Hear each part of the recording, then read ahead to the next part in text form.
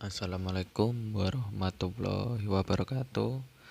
Perkenalkan, nama saya Muhammad Rengga Sandayuda Putra Rianto, mahasiswa dari Prodi Pendidikan Matematika 2018A. Di sini saya akan mempresentasikan mengenai DFS atau Deep First Search atau yang biasa dikenal dalam bahasa Indonesia pencarian mendalam pertama. Baik, selanjutnya. Baik, untuk yang pertama mengenai definisi DFS. DFS merupakan salah satu algoritma penelusuran struktur graf atau graf pohon yang didasarkan oleh kedalaman. Tujuan dari DFS dalam algoritma yang sering digunakan untuk melakukan pencarian rute terpendek secara pre-order. Dimaksudkan bahwa algoritma ini akan mencari atau mengunjungi anak dari suatu simpul sebelum simpul tetangganya. Next. Gambar ilustrasi urutan kunjungan simpul pada algoritma DFS. Ini merupakan salah satu contoh gambar ilustrasinya.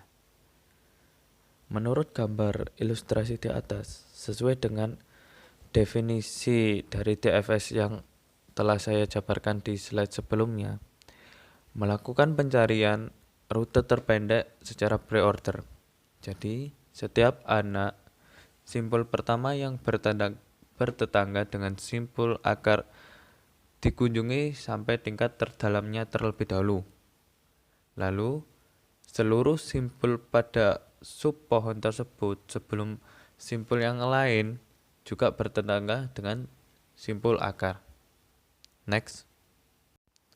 Langkah-langkah dalam pencarian simpul DFS. Penelusuran simpul dimulai dari root, kemudian ke salah satu simpul anaknya.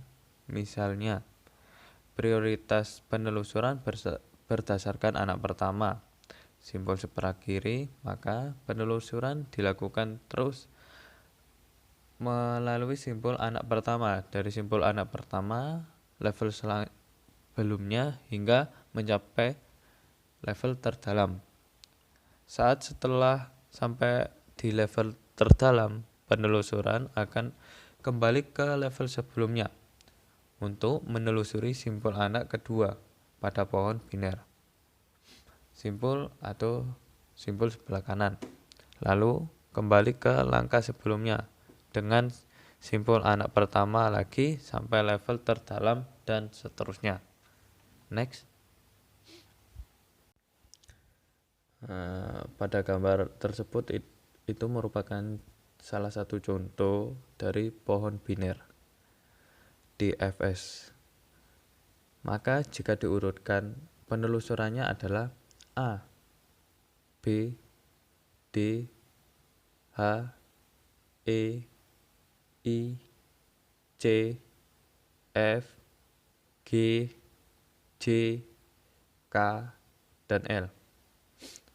Dengan implementasinya DFS dapat diselesaikan dengan cara bantuan struktur data stack dengan menggunakan stack yang isi elemennya adalah simpul pohon atau tree.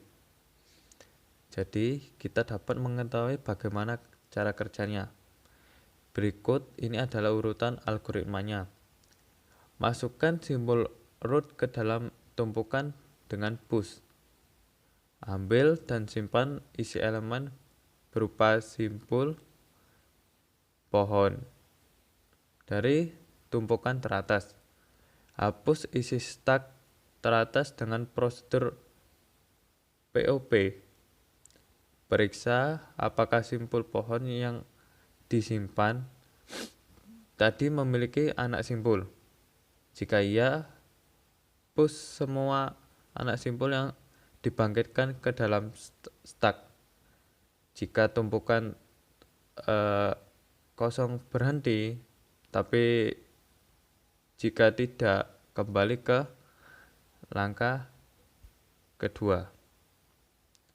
Next. Untuk selanjutnya mengenai terminologi DFS. Yang pertama, status persoalan atau problem state. Simpul-simpul di dalam pohon dinamis yang memenuhi kendala atau constraints. Yang kedua, status solusi atau solution state. Satu atau lebih status yang menyatakan solusi persoalan. Yang ketiga, status tujuan atau goal state. Status solusi yang merupakan simpul daun ruang solusi atau solution space. Himpunan semua status solusi. Ruang status atau state space. Seluruh simpul di dalam pohon dinamis dan pohonnya dinamakan juga pohon ruang status atau state space tree. Next.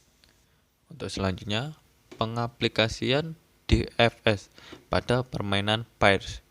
Sebenarnya pengaplikasian DFS tidak hanya bisa untuk permainan pairs saja, tetapi juga bisa di beberapa permainan yang lain selain pairs.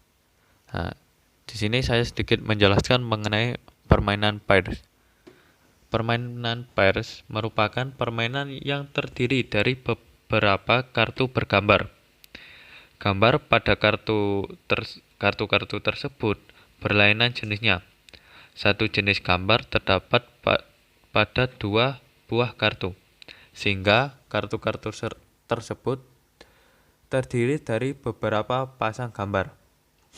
Pada permainan pairs ini, kartu-kartu yang berjumlah genap karena gambar-gambar yang ada pasti mempunyai pasangan.